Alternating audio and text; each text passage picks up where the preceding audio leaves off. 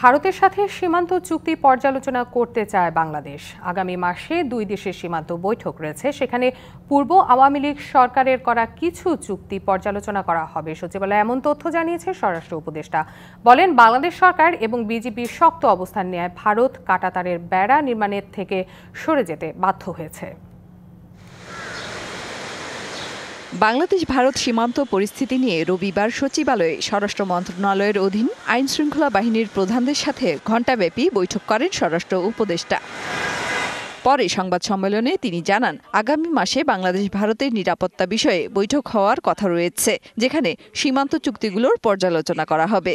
ফেব্রুয়ারি মাসে যাচ্ছে এবং আমি অলরেডি আমরা বলছি যে আমরা অলরেডি একটা চিঠি দিব যে ওইগুলি আমার যেগুলি অসম চুক্তি হয়েছে ওইগুলি যেন বাদ দেওয়া যায়।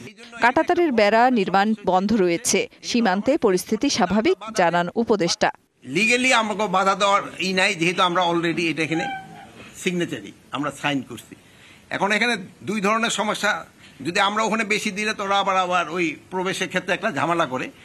বর্ডারের অবস্থা ছিল এরকমই মোটামুটি, কিন্তু আমাদের বিজিবির সাথে আমাদের জনগণ খুব শক্ত অবস্থান নেওয়ায় এরা কিন্তু অন্যান্য জায়গা থেকে কাজ তারা বন্ধ করতে বাধ্য হয়েছে। ভারত বাংলাদেশ সীমান্তে ১৫০ গজের মধ্যে কেউ কোনো স্থাপনা নির্মাণ করতে পারবে না, এমন চুক্তি রয়েছে। বাংলাদেশ ও ভারতের মধ্যে বিদ্যমান সীমান্ত ৪,১৫৬ কিলোমিটারের মধ্যে ৩,২৭১ কিলোমিটার ইতিমধ্যে কাঁটাতার দিয়েছে ভারত।